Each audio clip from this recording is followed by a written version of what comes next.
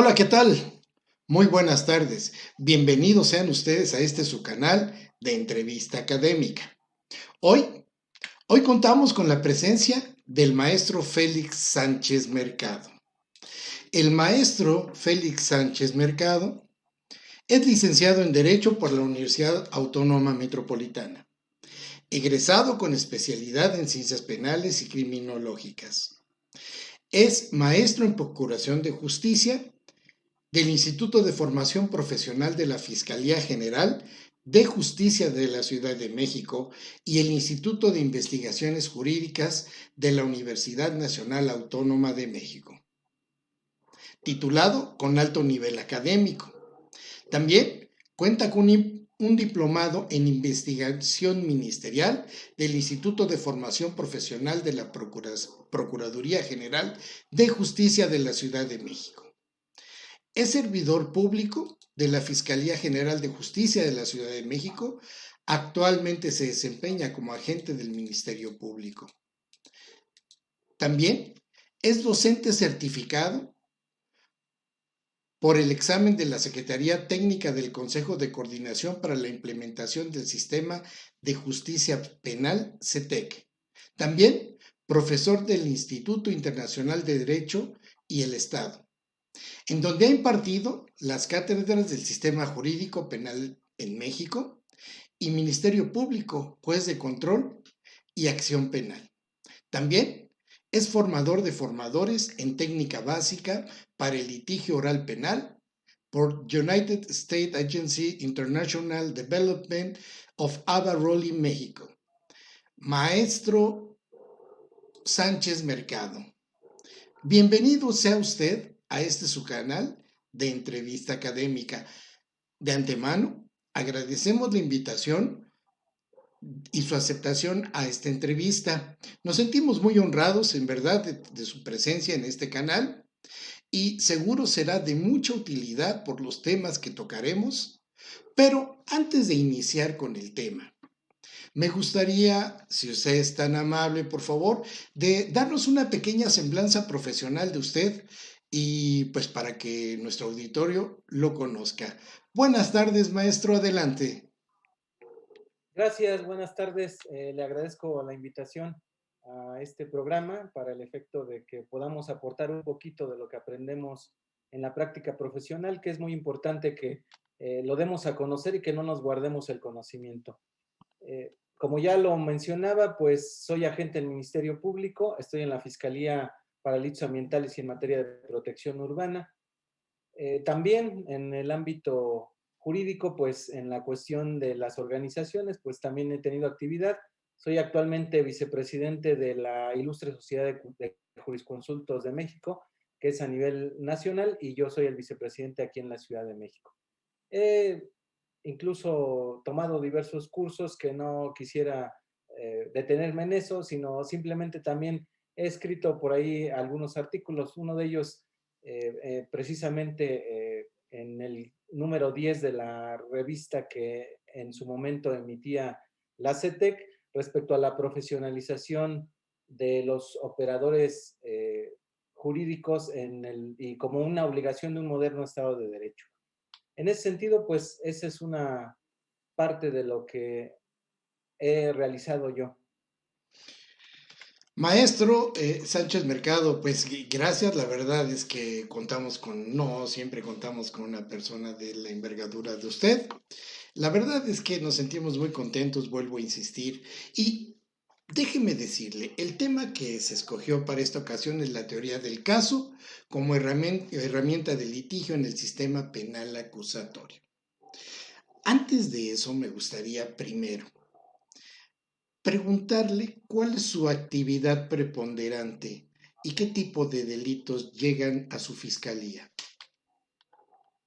Qué bueno que me lo pregunta, es muy interesante en el sistema el hecho de que hemos descuidado un poquito la cuestión ambiental y es una cuestión que ha tenido repercusión desde hace muchos años y nosotros conocemos ahí en la fiscalía donde estoy de delitos ambientales y también de delitos de maltrato animal.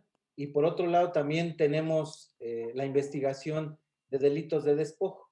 Pero en el delito de maltrato animal y crueldad animal, también la Fiscalía, a través del apoyo que hemos tenido de la Fiscal General, pues hemos incluso solicitado órdenes de cateo para sacar perritos o rescatar perritos que en algún momento se encuentran bajo el maltrato de alguna persona.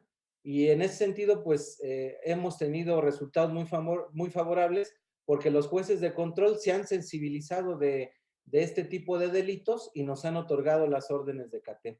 Entonces, una de las cuestiones que no se descarta para que la ciudadanía, para que la sociedad civil tenga conocimiento que si hay un área que se dedica a investigar precisamente las cuestiones ambientales de la Ciudad de México y sobre todo no descartar también que muchas veces vemos una persona tirar en la calle o en la vía pública cascajo y eso repercute en la cuestión ambiental no solo de la Ciudad de México, sino a nivel mundial, porque una actividad que en el que tiramos, reitero, cascajo, podríamos decir, bueno, pues no tiene nada que ver, sin embargo es un delito. Y también el hecho de que talemos árboles, que transportemos madera sin permiso, eso también lo conoce la fiscalía de la cual provengo. Entonces, es muy importante que la ciudadanía tenga conocimiento que ese tipo de delitos sí se investigan y sí se llevan incluso con un juez de control en donde hemos tenido también resultados satisfactorios para la fiscalía, donde se han vinculado a proceso algunas personas que ya sea cometen delitos ambientales o que se dedican a maltratar animales. Y en esa tesitura, pues es importante que tengamos en mente que podemos denunciar y que la fiscalía no se va a quedar callada en cuanto a la investigación que requieren ese tipo de delitos. Maestro Sánchez Mercado, la verdad es que han venido cambiando las cosas, han venido cambiando los tratos, el respeto hacia los seres vivos. Ahorita, digo, al final de cuentas, los delitos ambientales siempre han sido un menester por parte de la Fiscalía, que también es cierto, no se le daba la importancia del caso. Recuerdo en Torreón un delito ambiental cuando una minera contaminó un río. ¿Sí? Ha habido en Estados Unidos, ha habido litigios donde se han ganado con indemnizaciones millonarias por ese tipo de efectos. Pero México realmente no contemplaba ese tipo de delitos o era muy manejable, realmente era muy manejable tener un delito, porque pues si sabemos que quienes manejan las mineras, pues entonces tenían una relación directa con la concesión que otorgaba el Estado y entonces pues el seguimiento de los delitos pues, era prácticamente nulo. Ahora, usted toca otro tema, los animales, la conciencia de las personas sobre la vida, voy a llamarle así, sobre la vida, que eso es lo que en términos generales supongo y usted le pediría que nos ampliara cuál es el concepto de los animales, cómo, por qué se protege ahora, de dónde viene eso, cuánto tiempo tiene. Por ejemplo, en el caso platicaba fuera del aire con usted, que en Estados Unidos sigue siendo un pronombre de cosa, un animal, el it, el perro, ¿no? En el caso de nosotros, está tomando otra conciencia, de hecho, hasta las personas en México, pues están prefiriendo tener un perrito que a veces una familia. Entonces, pues a mí me gustaría que nos introdujera un poco sobre la conciencia legal de este tipo de formaciones y de este tipo de cambios. ¿Qué nos puede comentar, mi querido maestro Félix Sánchez Mercado? Sí, fíjese que como lo comentábamos, ya lo decía fuera del aire, los animales, el Código Civil los contempla como cosas y la legislación penal no había recogido precisamente esa circunstancia y los tomábamos como cosas. Ahora, la legislación en la Ciudad de México, en la Ley de Protección a los Animales y el propio Código Penal los contempla ya como animales no humanos. Entonces, darle esa concepción jurídica ya ahora pues bueno, ya no considerarlos como cosas, sino como animales no humanos, como lo dice la propia ley, pues ahora contempla esa circunstancia de que jurídicamente ya tienen un papel preponderante los animales y hay una ley que los protege. Y recogemos también las circunstancias a nivel mundial en ese sentido. Por eso la Fiscalía ha dirigido la investigación cuando hay denuncias ciudadanas, cuando hay denuncias de asociaciones protectoras de animales y les damos la importancia y la investigación que se requiere para el efecto de la investigación. Igual, para el efecto de la investigación de los delitos ambientales, hay sociedades ambientalistas que se han preocupado precisamente por este problema, no solo a nivel local, sino a nivel mundial. Y en ese sentido, pues para eso está la Fiscalía de Delitos Ambientales, que, como le comento, pues ha tenido un papel fundamental incluso para lograr que algunas personas sean vinculadas a proceso y algunas personas sean también sujetas de una prisión preventiva. Le comentaba fuera del aire que me dieron la primera prisión preventiva para un delito de maltrato animal, una perrita de nombre Lala que un sujeto le rocía activo, le prende fuego, y entonces ya la sensibilización de la ciudadanía y de algunos jueces de control, y obviamente los argumentos que presentamos ante el mismo juez, nos permitieron que ese juez dejara en prisión preventiva a esta persona por esa actitud dolosa que tuvo con la Sí. perrita y que por lo menos se pasara unos meses en prisión preventiva y que fuera un ejemplo para personas que realizan este tipo de conductas. Es un ejemplo de tantos que tenemos ahí en la Fiscalía. Claro, maestro. Ahora, déjenme preguntarle, ¿México tiene tratados internacionales firmados sobre el maltrato animal? Sí, por supuesto, y precisamente a través de esos tratados internacionales que se aplican en México, hemos logrado que las leyes se modifiquen, al igual que en otros casos en donde es importante a nivel internacional y la presión también que realizan algunas instituciones a nivel no solo local, sino nacional y mundial, nos ha permitido que la legislación penal haya sido modificada por parte de los diputados locales y que de alguna manera se le esté dando trascendencia a este tipo de investigaciones. Perfecto, maestro. Ahora, bueno, es que fíjese cómo entramos en un tema y nos va llevando a otras Claro. preguntas, pero, por ejemplo, también se considera maltrato animal aquellas granjas de animalitos. Sí, cuando la persona que tiene a su cargo animales no humanos no les proporciona el cuidado adecuado, alimentación, eh, agua, que tiene que ser también a libre, bueno, que tienen ellos que tener acceso a esa agua, cuando no les proporciona un techo, todo eso va repercutiendo, son como nosotros, necesitamos siempre tener la protección, no solo del Estado, sino de alguna persona cuando somos bebés, cuando somos niños. Igual esas personas que tienen a su cargo animales y cometen delitos de maltrato o crueldad en contra de ellos, porque de alguna manera cuando hablemos de las peleas clandestinas o de las peleas que realizan de gallos, cuando esa circunstancia se sale del contexto jurídico de los permisos que otorga la Secretaría de Gobernación y lo hacen de manera clandestina, entonces eso va desarrollando un delito que tiene que ser investigado y que definitivamente pues son delitos de crueldad o de maltrato animal. Perdón, a lo mejor no especifique bien, pero por ejemplo, las personas que se dedican a la crianza de ciertas razas de perritos, también se puede considerar como un delito la explotación de una cachorra, una hembra, de una perrita, también se puede considerar como maltrato. Fíjese que sí, fíjese que hay personas que utilizan a ciertas especies animales para que estén procreando de manera continua. Y eso genera una afectación en el animal, porque también lo utilizan esas crías, obviamente, que cuando son animales,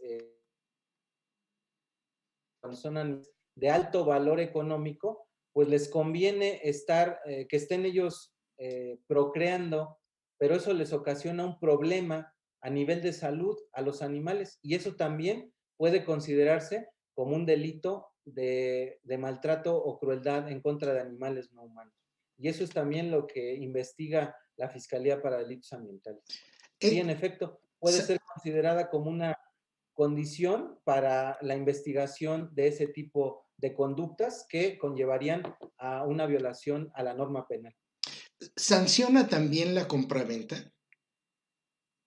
al comprador No, también?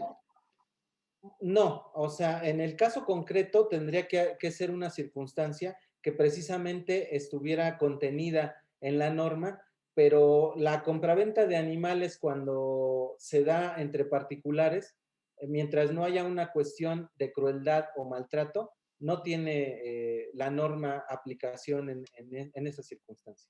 Ok, y entiendo también que aquí entran también los servicios de veterinarios, todo ese tipo de industria, ¿no? O de servicios. Es correcto, para que nosotros podamos establecer que existe algún delito de maltrato animal, necesitamos la opinión de los expertos, en el caso de los médicos veterinarios, que actualizan o acreditan alguna circunstancia en la cual pudiéramos establecer que se está cometiendo un delito y que es necesario la investigación por parte de la Fiscalía. Claro, no, pues mire, la verdad es que le pregunto, me detuve un poco en esto porque pues hoy la conciencia ha cambiado, como lo platicábamos, la conciencia ha cambiado y pues obviamente son actos, bueno, y déjeme hacerle una pregunta, ¿se puede denunciar por internet o únicamente tiene que ser presencial en la fiscalía? No, el Código Nacional de Procedimientos Penales incluso contempla las denuncias anónimas.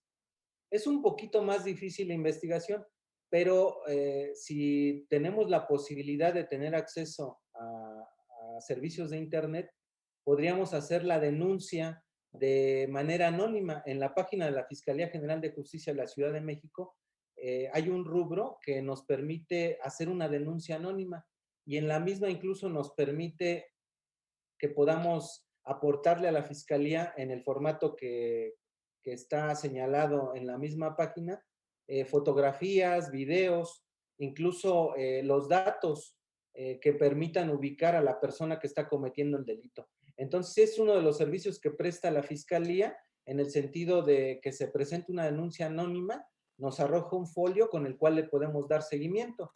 Y si no, acudir directamente a las oficinas de la Fiscalía para el efecto de presentar nuestra denuncia o hacerlo a través de la vía telefónica y la persona que tomaría la llamada estaría también en la posibilidad de iniciar esa denuncia para que la Fiscalía pudiera investigar el delito de maltrato o crueldad animal en contra de animales no humanos. Esa sería la posibilidad que tiene la sociedad civil para acudir con la Fiscalía y que se investigue el delito. Excelente, maestro. La verdad es que nos acaba de dar, yo creo que a todos los televidentes de entrevista académica, un panorama muy general de todo lo que ahora contempla. Lo último que me falta preguntarle, ¿qué Adelante. tipo de penas tendría un maltrato animal? Bueno, dependiendo de la circunstancia en que se dé el delito, sí tienen penas privativas de libertad que van hasta años de prisión para el efecto de que el imputado pueda cumplir una pena de prisión, como le comento, incluso en prisión preventiva de carácter justificado, porque a pesar de que no está contenida en las prisiones de carácter oficioso, sí el fiscal puede argumentar en algún momento la necesidad de que esta persona, por ser un riesgo para la sociedad, pudiera mantenerse en prisión, aunque también existe la posibilidad por la cuestión del Código Nacional de Procedimientos Penales de que puedan optar por una salida alterna, que pudiera ser una suspensión condicional del proceso o en su momento hasta por un procedimiento abreviado. Maestro, pues perdón por detenerme aquí, pero me parece muy bien. Ahora sí, entrando ya a la materia, Ah, le quiero hacer una pregunta. Para sí. empezar, ¿qué es la teoría del caso?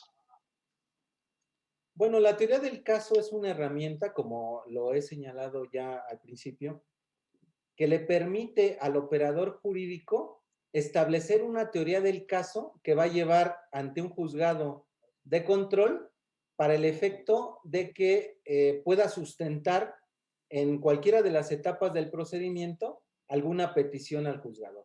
Y esa teoría del caso la comprenden tres elementos, que es un elemento fáctico, un elemento jurídico y un elemento probatorio, que es lo mismo de decir hecho, derecho y prueba. Cuando el fiscal o el agente del Ministerio Público tiene conocimiento de un hecho que probablemente pueda ser considerado como delictivo, tiene que allegarse de esos datos para el efecto de establecer su teoría del caso. Es decir, tengo un hecho, ese hecho confrontado con lo que establece la legislación penal para la Ciudad de México, o bueno, la legislación penal, está considerado como delito. Y en esas circunstancias tengo que tener conocimiento también qué datos de prueba tengo en ese momento para acreditar, por lo menos de manera probable, incluso la responsabilidad de una persona. Y en esa tesitura, esos tres elementos me van a llevar a construir, a hacer el constructo de la teoría del caso que voy a llevar al conocimiento de un juez de control. Entonces, reiterando, lo conforman el hecho, el derecho y la prueba. Esta versión que yo le voy a dar al juez de control para acreditar algún delito y la probabilidad de que una persona lo cometió o participó en su comisión, y también voy a establecer con qué datos o medios de prueba lo sustento ante ese juzgado de control.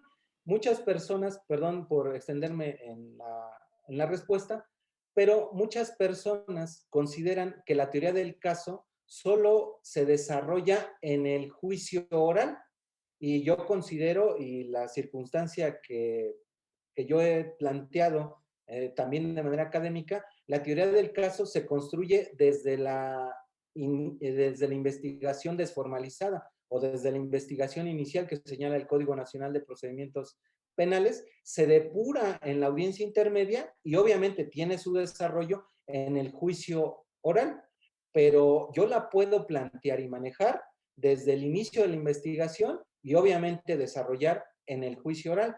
Por lo tanto, algunos académicos dicen que esa teoría del caso solo se desarrolla en el juicio oral. Sin embargo, yo sostengo que no. A mí me ha servido como operador jurídico del sistema la teoría del caso desde la audiencia inicial o más certeramente desde el inicio de la investigación.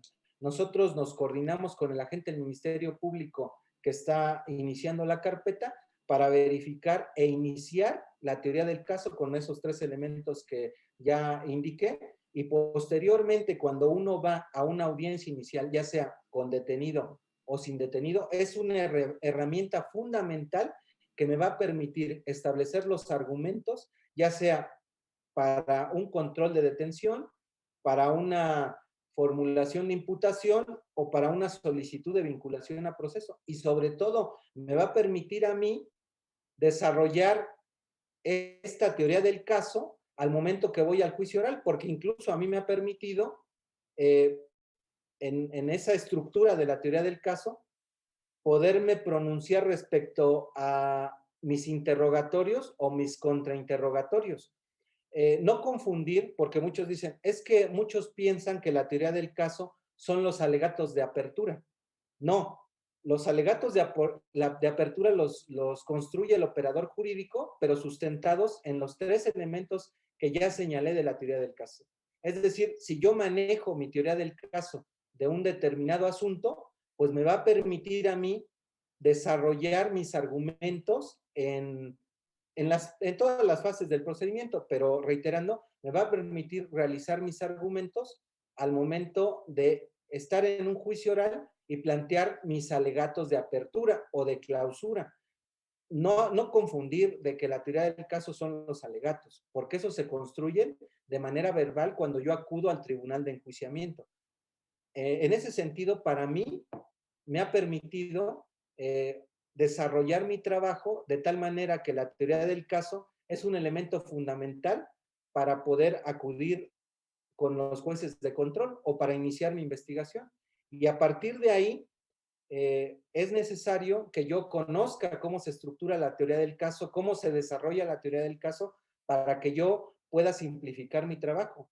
Y hablando del servidor público, pero los demás operadores jurídicos también tienen acceso a la teoría del caso, la pueden construir y no solo construirla, sino la obligación de ellos, por ejemplo, en el caso de la defensa o de la asesoría jurídica, también el Código Nacional les permite investigar.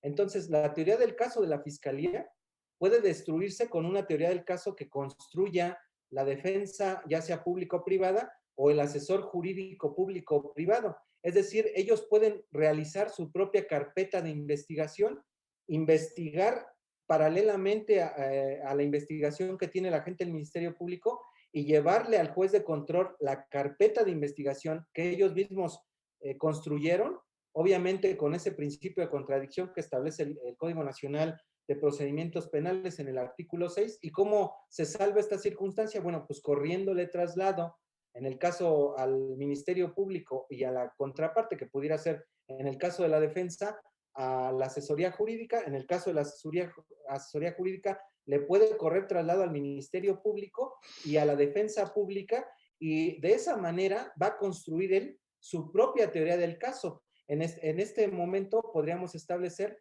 que la actividad de la defensa sería una actividad proactiva. Es decir, no me voy a detener en lo que la gente del Ministerio Público está construyendo en su carpeta de investigación con esos registros o antecedentes que conforman su carpeta, sino yo mismo voy a investigar, porque así lo permite ahora este nuevo sistema de justicia, que las partes puedan investigar y construir esa carpeta de investigación y correrle traslado a la gente del Ministerio Público. Por lo tanto, el manejo de la teoría del caso puede ser en cualquiera de las partes o los operadores jurídicos que acuden ante un juez de control.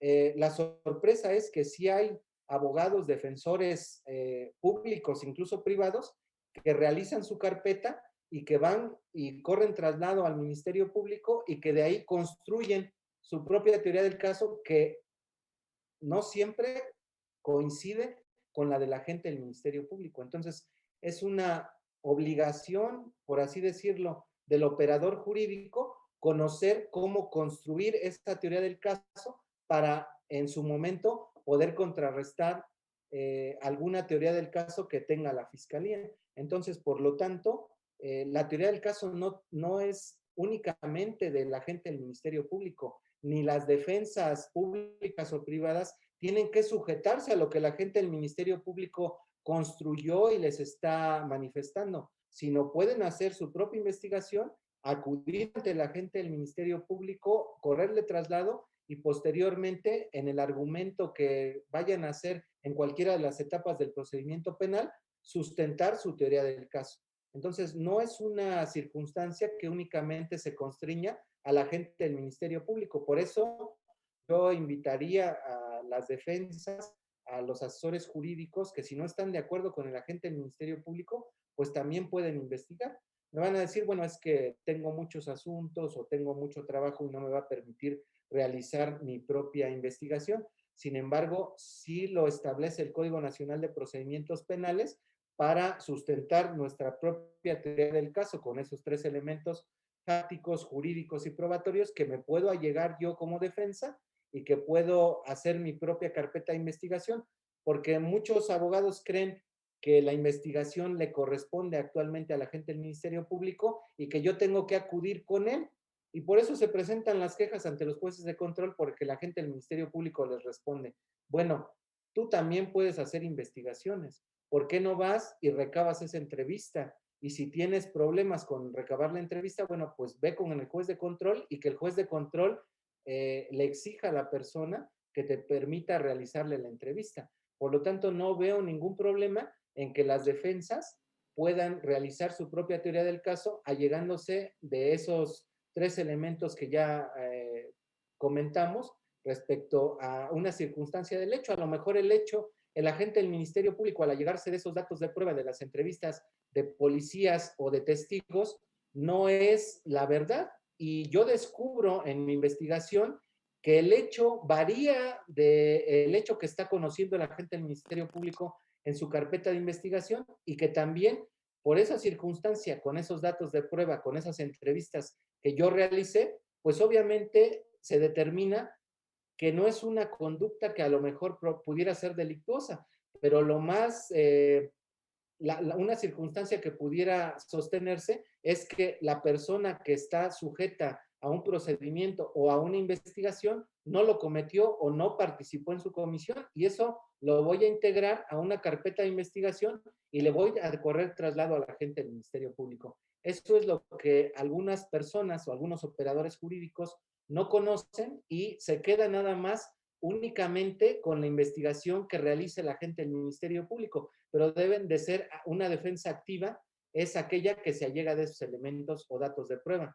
Sin embargo, dicen, bueno, yo me voy a sostener en lo que la gente del Ministerio Público está investigando y yo voy a construir mi teoría del caso diversa con esos datos de prueba que la gente del Ministerio Público tiene en la carpeta. Sí, no quiere decir que no puedan realizar una defensa pasiva y con esos mismos datos de prueba sustentar una teoría del caso diversa. Pero yo les sugeriría que si tienen la oportunidad, el tiempo y sobre todo el conocimiento para realizar una investigación, que nos lo va dando la práctica. Cuando nosotros llegamos a una fiscalía, pues obviamente no sabemos investigar, pero los abogados pueden recabar entrevistas y aportarlas a esa carpeta de investigación que pueden construir. Ok, maestro. Entonces, retomando un poco de todo esto que nos acaba de instruir, está el Ministerio Público y con esto debo de preguntarle, anteriormente el monopolio de la investigación era únicamente para el Ministerio Público. Hoy me dice que ya tenemos otra figura más, que es el asesor jurídico, el abogado de la Defensoría Pública y el abogado privado. Yo quisiera preguntarle, y para las personas que no conocen cómo ha cambiado el sistema penal, el Ministerio Público pues es una persona que siempre se ha dedicado a la parte de la investigación, a recibir las denuncias penales y a procesar. ¿Qué es el asesor jurídico? ¿Cuál es cómo interviene? ¿Quién es y de dónde surge? Sí, el asesor jurídico es una de las partes del procedimiento penal acusatorio. El asesor jurídico lo que va a hacer es representar los intereses de las víctimas u ofendidos. Ahora, con ese papel preponderante que están teniendo ya las víctimas y en la igualdad procesal, al igual que la persona imputada o la persona que es probable interviniente en un delito o el autor de un delito o coautor, como lo establece el Código Penal, al igual que él tiene derecho a ser defendido por un abogado, también la víctima en esa igualdad procesal, porque ahora incluso la Constitución señala el derecho de las víctimas y de los imputados en en un mismo nivel jerárquico, a partir de ello, el asesor jurídico también defiende los intereses de las víctimas o ofendidos.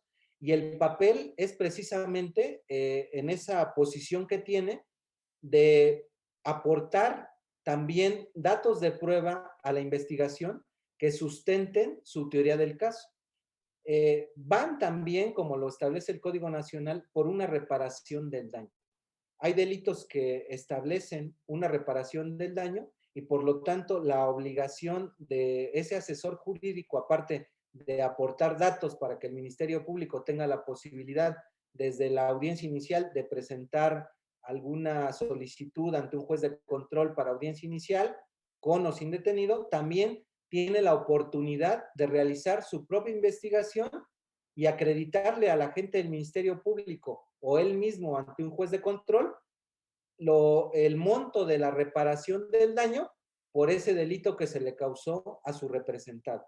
Por lo tanto, la obligación que tiene la defensa precisamente de acudir ante un juez de control y defender los intereses de su representado, que en el caso concreto sería un imputado, un acusado o un sentenciado, según la etapa en la que nos encontremos.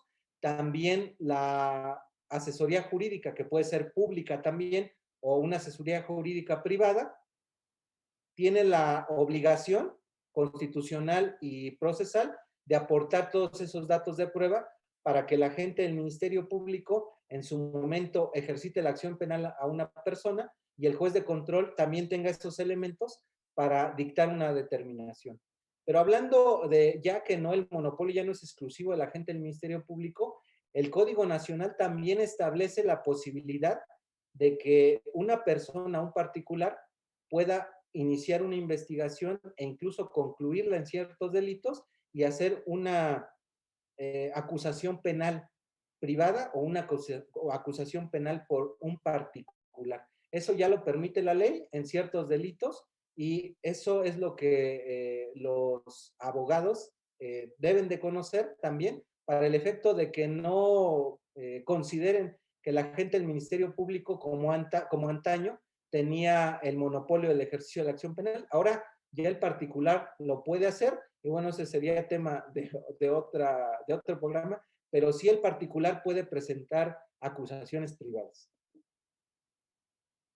Ok, maestro. Entonces ya tenemos al asesor jurídico. ¿Qué pasa si yo, como víctima, yo acudo al Ministerio Público, me toma mi declaración, se genera la denuncia y yo no tengo para pagar un asesor jurídico que vele por mis intereses? ¿Qué es lo que sucede?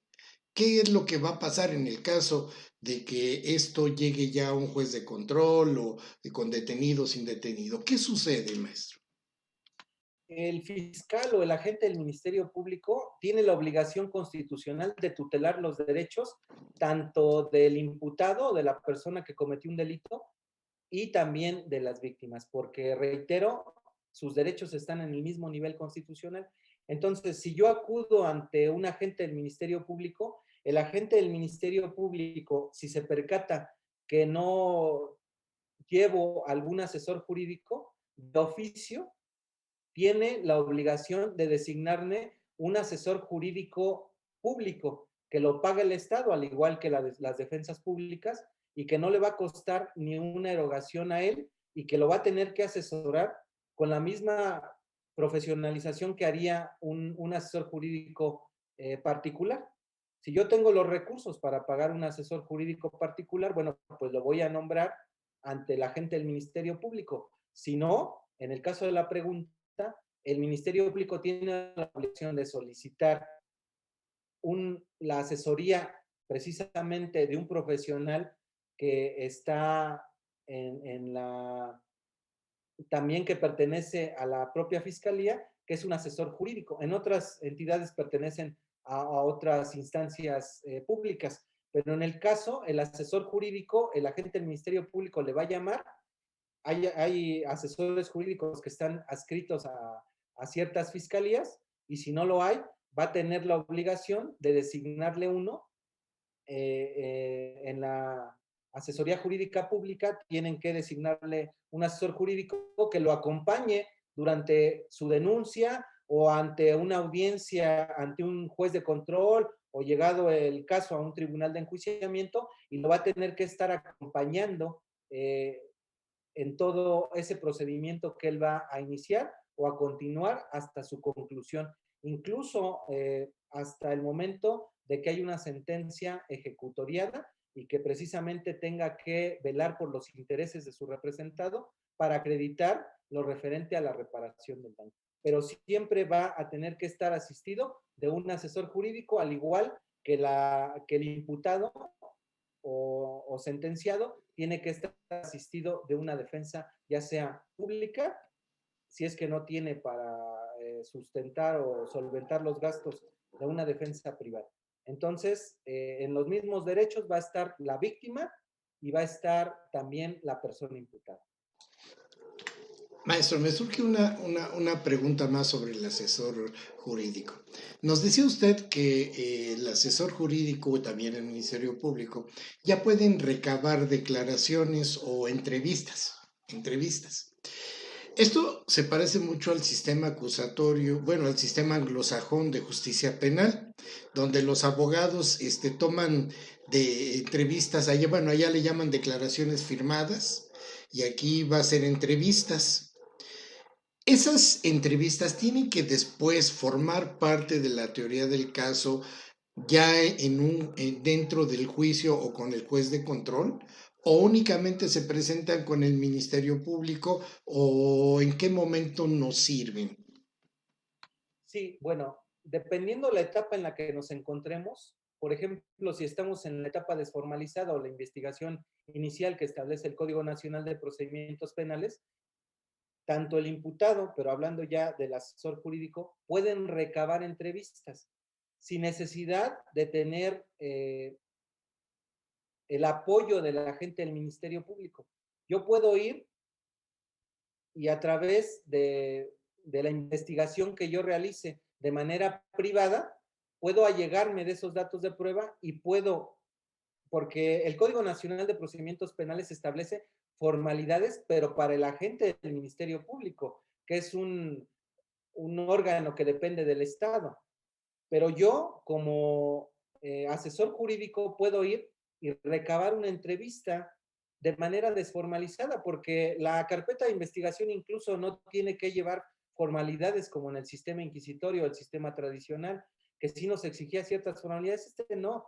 Yo recabo algún dato de prueba y lo puedo constituir como mi carpeta de investigación y obviamente allegárselo a la gente del Ministerio Público en la etapa de investigación desformalizada o ya estando en una investigación judicializada, yo lo puedo presentar como dato de prueba o como medio de prueba ante el juez de control, obviamente siguiendo los principios del Código Nacional de Procedimientos Penales, y uno de ellos es el de contradicción, corriéndole traslado, es decir, realizando lo que el Código Nacional llama descubrimiento probatorio, corriéndole traslado a la otra parte para que tenga conocimiento de mis datos de prueba que yo recabé. Y sí, incluso es una obligación del asesor jurídico realizar su investigación y no allegarse solo de los datos de prueba que tenga la gente del Ministerio Público. Pero eso generalmente no se hace en la práctica. No sé por qué. Hay algunos abogados que sí lo han llegado a realizar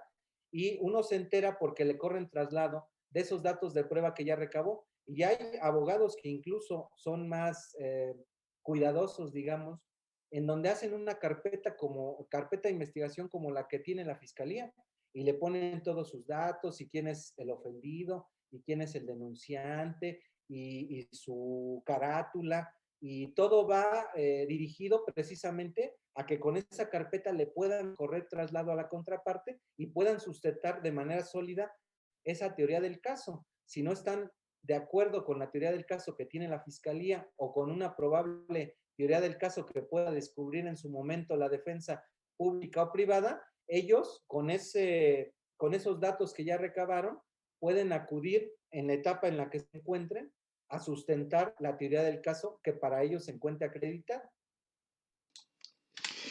En la teoría del caso, maestro, ¿qué tipo de pruebas se pueden agregar o se puede llegar a una persona que así lo desee? ¿Qué tipo de pruebas son las admisibles?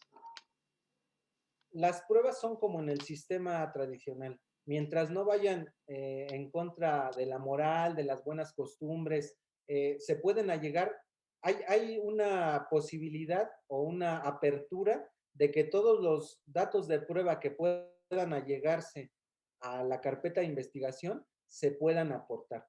No hay una circunstancia que impida que una prueba no pueda aportarse. Digamos, si atenta contra alguna circunstancia de una persona, por ejemplo, para el caso de que puedan aportarse datos de Facebook o datos de alguna red social en la que o alguna llamada telefónica, entonces en ese caso, pues yo no voy a poder recabar esos datos de prueba porque la ley me impide que los pueda hacer sin el control judicial. Por ejemplo, si yo voy a recabar una grabación telefónica, lo tengo que hacer a partir de lo que el agente del Ministerio Público le pida a un juez de control en materia federal de intervención de comunicaciones privadas. Porque si yo solito voy y grabo la conversación que están teniendo dos particulares, pues eso me acarrearía a mí a la larga una nulidad por haberme allegado de pruebas ilícitas. En este caso, para el momento en que yo quiera recabar alguna prueba, ahí sí tengo que pedir la autorización de un juez de control, pero a través del agente del Ministerio Público, y esos datos de prueba van a ingresar a la carpeta de investigación, pero ya con la autorización de un juez de control. Hay actos que requieren autorización del juez de control y que yo no puedo pasar por alto, y aportar una conversación privada de dos personas que yo las grabé personalmente y que quiero que las valore el juez de control, pues obviamente la contraparte va a tratar de argumentar que esas pruebas fueron obtenidas de manera ilícita y que por lo tanto puede haber una nulidad. Entonces, ¿para qué me arriesgo a recabar pruebas que el Código Nacional me establece la estructura y la forma de allegarme de ellas? Pues mejor acudo con el agente del Ministerio Público y le solicito la obtención de esos datos de prueba. Si el agente del Ministerio Público se niega a recabar esos datos de prueba, pues entonces tengo la posibilidad de ir ante el juez de control en queja y solicitarle que obligue a la gente del Ministerio Público, si mi petición está debidamente sustentada y me va a servir para acreditar esa teoría del caso en la que yo me estoy moviendo o desenvolviendo, el juez de control entonces, ante esa queja que presente el particular o el operador jurídico respecto a que no le está haciendo caso para llegarse de esos datos de prueba, que incluso le van a poder servir a la gente del Ministerio Público para sustentar también su teoría del caso, entonces me voy en queja, el Código Nacional lo establece en el artículo 258, para el efecto de que yo pueda ir y decirle al juez de control, oye, mire, ya le pedí a la gente del Ministerio Público que recabe estas grabaciones o que intervenga estas comunicaciones privadas y no ha querido hacerlo. Y si el juez de control lo autoriza, le puede dar la instrucción a la gente del Ministerio Público para que en esa investigación que tiene lo pueda llegarse de esos datos de prueba. Pero sí es posible, hay libertad probatoria, sin embargo hay ciertas circunstancias de pruebas que no pueden recabarse de manera particular y que necesitan la autorización del juez de control para el efecto que puedan allegarse a la carpeta y sustentar esa teoría fáctica, esa teoría jurídica con esos datos de prueba y establecer que mi teoría del caso tiene sustento. Maestro, ¿qué orden debe de llevar la teoría del caso? ¿O cuál es la que usted recomendaría? ¿Cómo la elabora usted o cómo la podría elaborar un abogado externo? Generalmente, en el ámbito en el que me desenvuelvo y como operador del sistema en la fiscalía, lo que primero o de lo que primero nos allegamos es de los testimonios de las personas que acuden a la fiscalía para que se inicie una carpeta de investigación. A partir de esos testimonios, nosotros vamos estableciendo si es el hecho, es decir, la circunstancia fáctica. Y si esos datos que nos están aportando los testigos o el policía que acude ante la gente del Ministerio Público, consideramos que tiene o que puede ser considerado como delito, entonces continuamos con la integración de la carpeta. Y entonces, respondiendo a la pregunta, lo que yo hago es precisamente escuchar los testimonios, estar mentalmente haciendo un recorrido por lo que establece el Código Nacional de Procedimientos Penales. Por ejemplo, si llegan a denunciar un hecho que pudiera ser constitutivo de un fraude, yo debo de establecer si puede ser un fraude o si puede ser un abuso de confianza o incluso hasta hacer un robo. Entonces, a partir de esos elementos y de esos datos que yo integro en la carpeta de investigación a través de la entrevista, voy haciendo el constructo respecto del probable delito que puede estarse constituyendo. Entonces, no quiere decir que sea una regla que yo primero vea los hechos, después vea las pruebas o los datos de prueba, dependiendo de la etapa, y posteriormente determine si es un delito.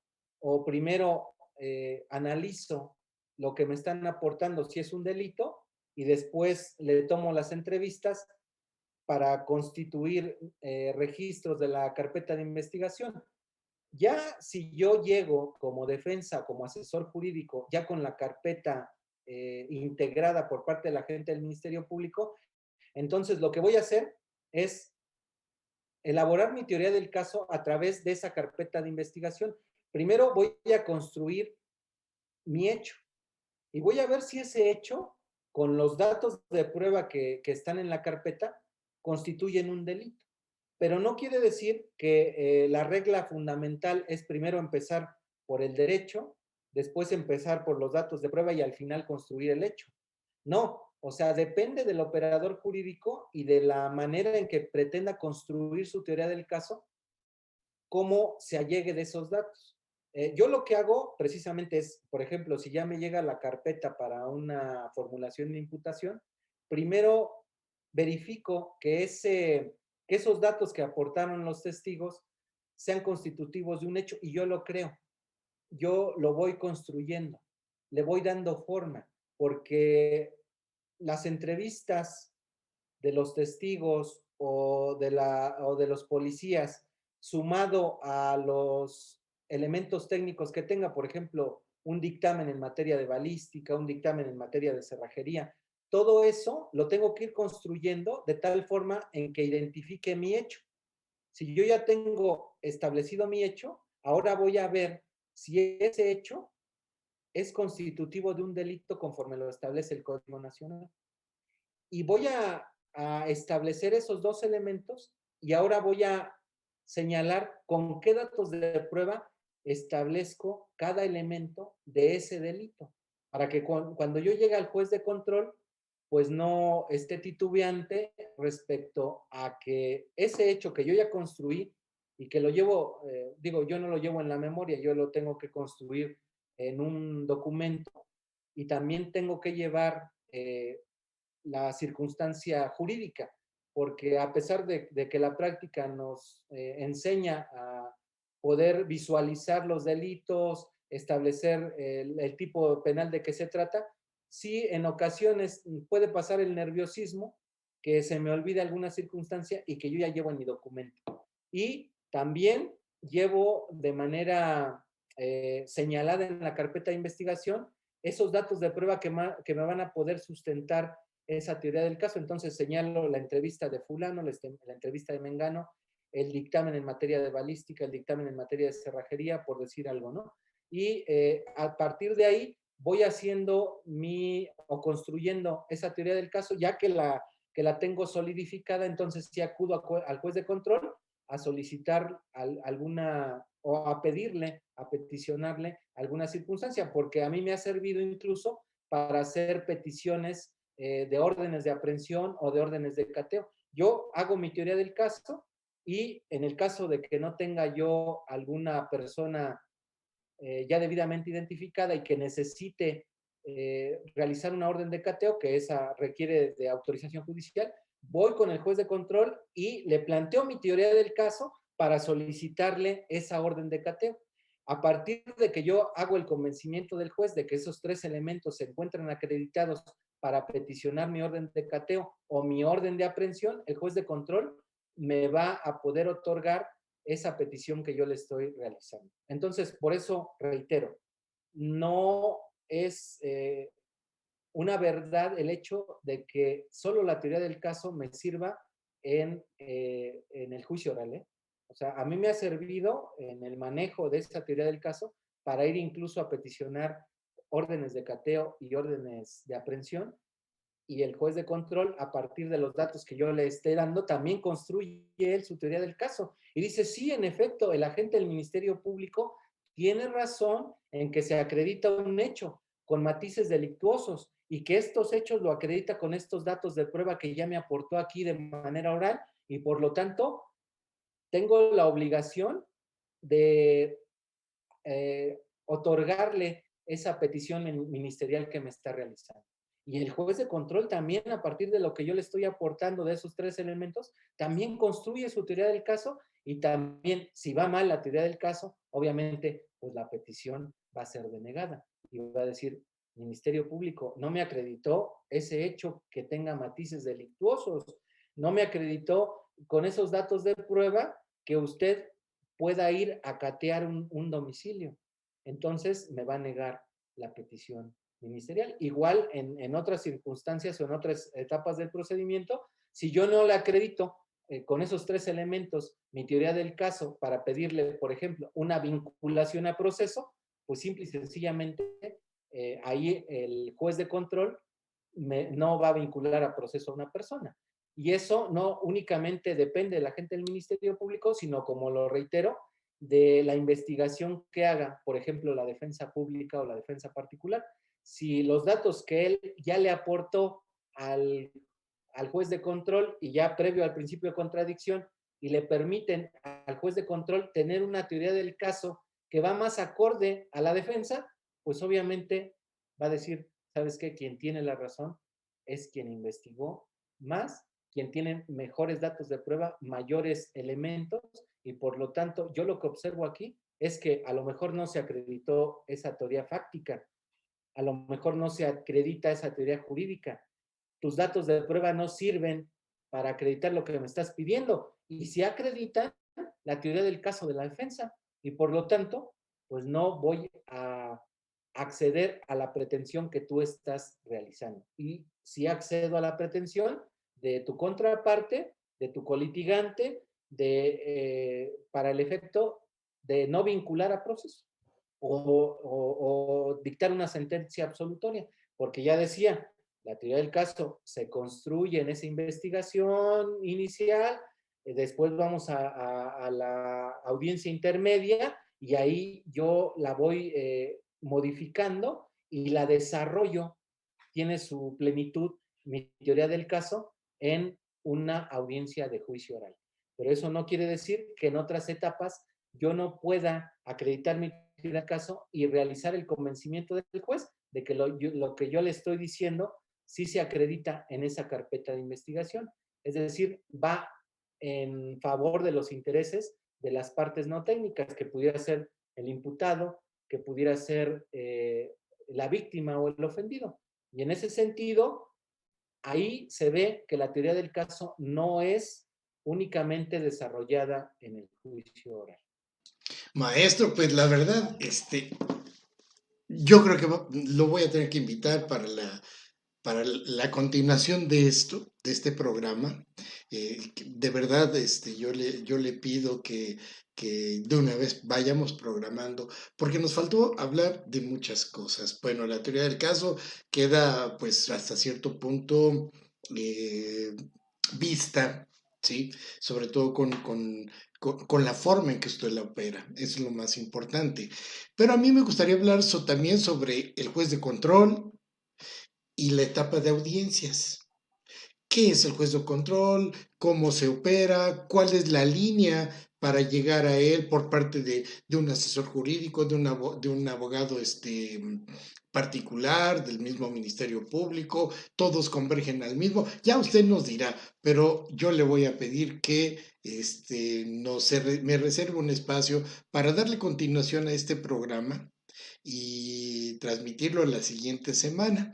Entonces, hoy, pues antes que nada, le voy a dar las gracias y llevamos ya prácticamente una hora platicando.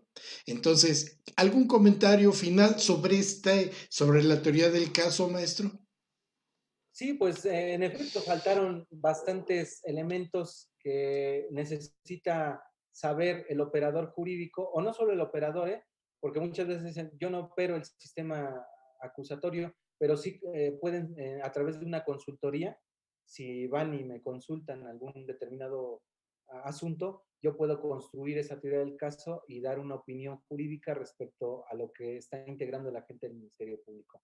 Pues no me restaría más que agradecer, la verdad estoy muy contento, me gustó la dinámica que construimos aquí y sí, sobre todo esa invitación pues la agradezco también para continuar con el tema. Es un tema que nos puede dar mucho, que no es de, bueno, aquí ya nos llevamos una hora, pero ya vi que no es de una hora, es de más tiempo Y sí, si me invitan, con todo gusto estaré aquí para aportar un poco de lo que la propia operación del sistema a través de la Fiscalía me ha dado la oportunidad de desarrollar. Gracias. Maestro Félix Sánchez Mercado, pues le agradecemos mucho su participación de nueva cuenta y pues lo vamos a esperar aquí para nuestro siguiente programa para darle continuación para la siguiente semana y obviamente agradezco también a las autoridades la oportunidad de platicar con un funcionario como usted. De todas maneras, muchas gracias y Claro, nos estamos gracias viendo y gracias a la pronto. audiencia también. Y a ustedes amigos de Entrevista Académica, les agradecemos mucho sus visualizaciones y les invitamos a que se suscriban a nuestro canal de Entrevista Académica. Por hoy, solo me resta agradecerles y los esperamos aquí para nuestra siguiente entrevista académica. Muchas gracias y muy buenas noches.